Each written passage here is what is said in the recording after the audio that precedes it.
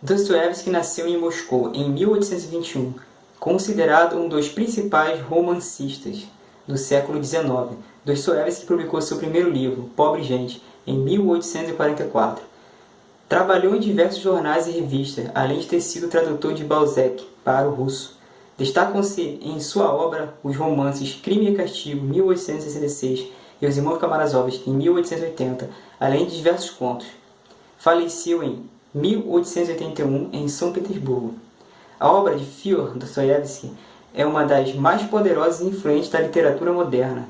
Em Notas do Subsolo e O Grande Inquisitor, capítulo de Os Irmãos Karamazov, seu projeto literário aparece de maneira mais contundente em que qualquer outra de suas obras.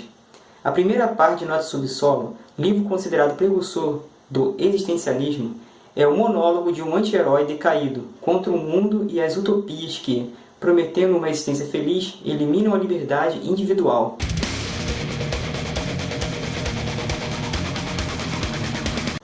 Fala galera, bom, eu sou o Thiago, sejam bem-vindos ao canal Pensamentos Ocultos.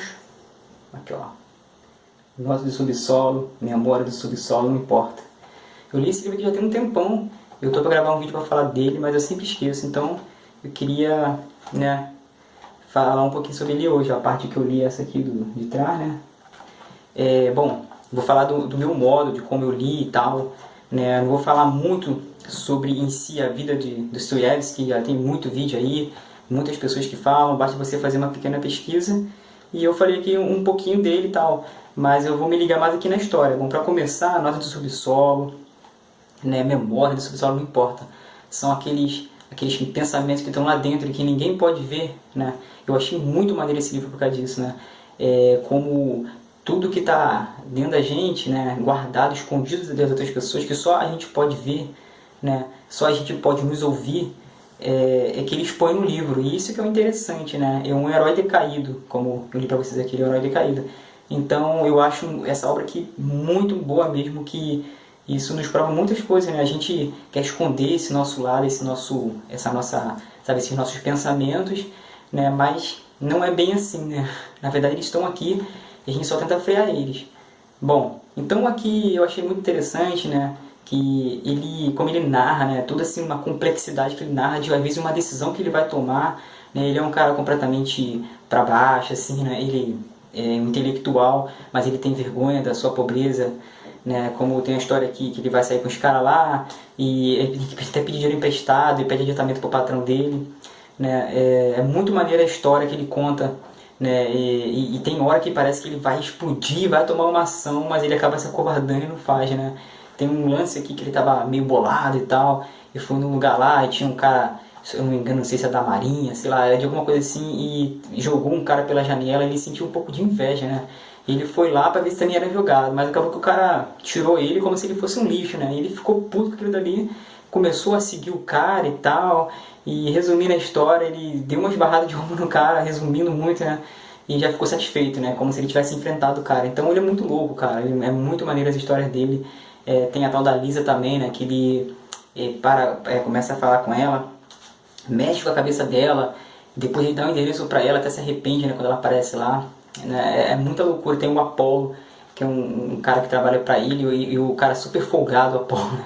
É muito engraçado, e pelo menos pra mim foi muito engraçado esse Apollo, como ele deixa o Dostoiévski irritado, É um cara muito folgado mesmo e trabalha como ele quer, ele faz a função dele, que é o dinheiro dele, e Dostoiévski atrasou o pagamento dele, quase no final do vídeo de propósito, e ele ficava puto, ficava encarando, mas não falava, ficava só encarando, e Dostoiévski ficava puto, nervoso pra cacete. Cara, esse livro aqui eu achei ele sensacional, a sinceridade com que ele escreve, eu achei muito importante, Aqui logo no comecinho do livro, ele fala assim, eu sou um homem doente, sou um homem malvado, sou um homem desagradável, creio que tenho uma doença do fígado, aliás, não compreendo absolutamente nada da minha moléstia, e não sei mesmo exatamente onde está o mal. Não me cuido, nunca me cuidei, se bem que estime os médicos e a medicina. Ele estima os médicos e a medicina, Bom, aqui resumindo ele está falando que ele é um cara doente e tal, que ele sente essas dores, essas coisas, esse incômodo, e ele estima aos médicos e tal, à medicina, mas ele não vai se cuidar, ele não quer se cuidar, e é isso mesmo, é um anti-herói, um herói decaído, não é aquela história que você vai pegar e ele é um super-herói, na verdade, muitas vezes ele toma atitudes que chega até a irritar, né, você vê que é umas coisas meio cruéis, né, sabe, até o lance da Lisa, ele pega pesado com ela, começa a falar várias coisas pra ela e ela começa a, sabe, ficar mal pra cacete mesmo, ele incomoda. Esse é o lance de Dostoiévski, ele incomoda. Essas coisas todas que ele fala, na verdade, é para levar até o limite, para que, por exemplo, lembra de Sócrates? Quando ele fazia com que as pessoas pensassem, entendeu? Você falava que você era a favor da justiça, que a justiça e tal. Então ele fazia você pensar o que era a justiça para você. E chegava num determinado momento que até você ficava perdido, porque você acabava vendo que você não tinha uma base mesmo daquilo dali, sabe? Então é isso que ele faz, ele leva o seu pensamento ao limite, né? O que você faria? Então ele começa a ir profundo no nosso subsolo, na nossa mente, começa a ir profundo, que você chega a ficar incomodado, né? É muito legal as histórias dele, cara, que ele conta.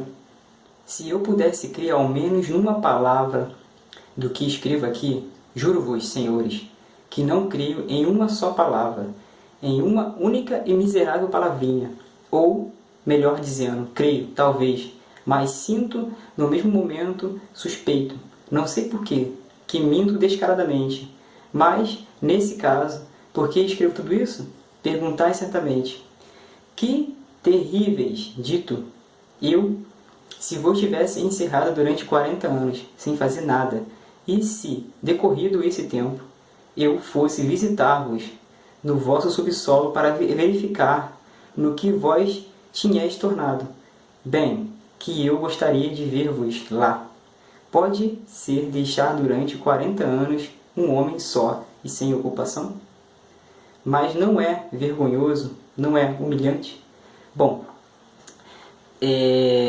percebe como ele vai no subsolo dele, no pensamento dele, e ele, sabe, faz duvidar, faz até mesmo o leitor duvidar do que ele está escrevendo, faz até a gente duvidar do que a gente, sabe, realmente acredita, realmente pensa.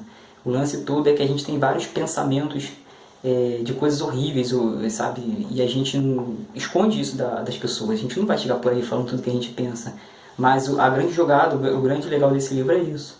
Né? Ele chega lá e fala as coisas que estão dentro dele, né? E ele é bem sincero mesmo, não é? Ele não quer ser um herói, aquela história que o herói salva a mocinha, não. Ele se ferra pra caramba aqui nas histórias, se lasca todo, é orgulhoso pra caramba, ele se gaba pra caramba dos conhecimentos dele, né?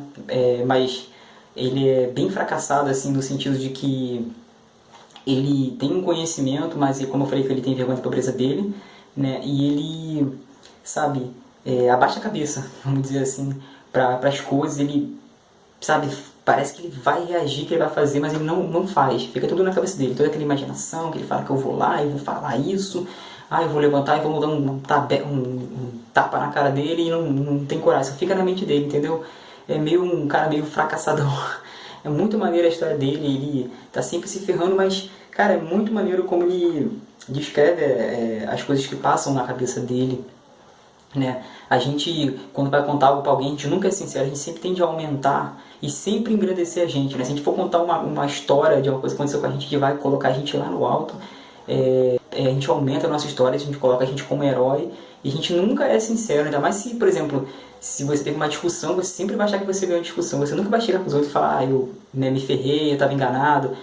Nós somos muito difíceis de admitir isso. E ele fala sobre a história, né, como a história, né, porque nós somos a cultura, né, faz com que a gente seja assim, a TV, o rádio, o que está acontecendo no momento, né, capitalismo, comunismo, não importa, o sistema que está vigente, a história que está acontecendo, tudo aquilo que está acontecendo. Então ele sabe, ele quer essa liberdade, sabe, essa liberdade do pensar. O ser humano, ele está muito travado em ideologias, nessas coisas, ele acaba se prendendo, né, a liberdade que ele tem. As pessoas são falsas, né, você vê que o tempo todo é falsidade, né, todo mundo se odeia, mas tem que fingir que se gosta, sabe, não é uma coisa sincera, sabe, é uma coisa fingida, né, a gente sai por aí e, sabe, poucas pessoas mesmo têm o prazer de estar ajudando alguém, na verdade todo mundo está se odiando, todo mundo está pensando só em si, em como obter coisas, obter dinheiro, obter benefícios, pensando em passar a perna no outro, né, e Sabe, nós somos os heróis decaídos, né?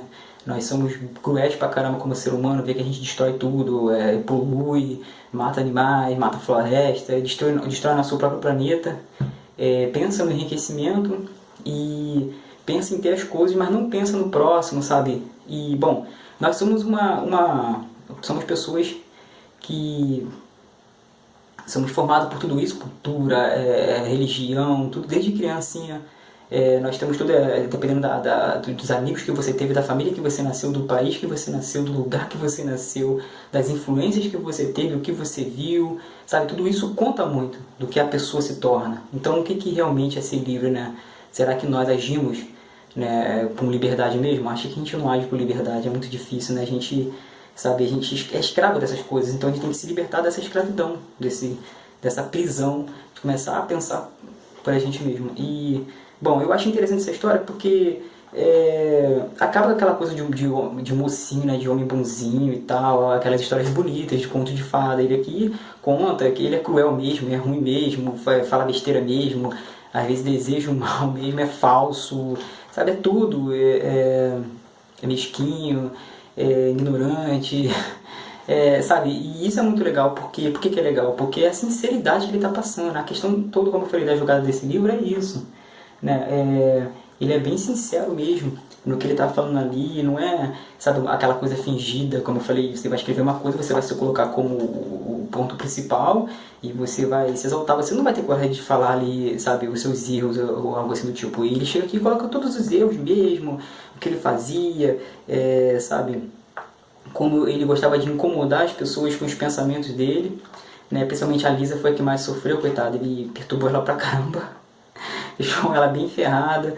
E como eu falei, esse pensamento fracassado e tal. Então nós temos essas coisas todas e o lance todo é a gente, sabe, tratar isso, né? E a questão toda é que Dostoiévski leva o nosso pensamento ao limite. Ele vai chegar ao limite, e quando você se sente numa base confortável, ele vai te incomodar, cara. Ele vai te incomodar, ele vai fazer com que você fique incomodado, e ele vai te questionar, e você vai se questionar, sabe? Você vai falar, pô, caramba, eu pensava assim, mas sabe, que a maioria das nossas bases são, sabe, a gente forma uma base pra, né, a gente existir, né, e tá tranquilo, não cair em depressão, mas muitas das vezes a nossa base é tão pequenininha, a gente não para pra pensar, pra ler muito, e ele incomoda, né, ele incomoda nessa parte. E, bom, galera, não vou me prolongar mais não, que o vídeo já tá grande pra caramba, mas basicamente é isso, cara. Esse livro é bom pra caramba, quem quiser ler, não vai se arrepender. Dostoiévski é sinistro pra caramba e vale a pena a gente ler, né? Então, valeu, galera, até a próxima.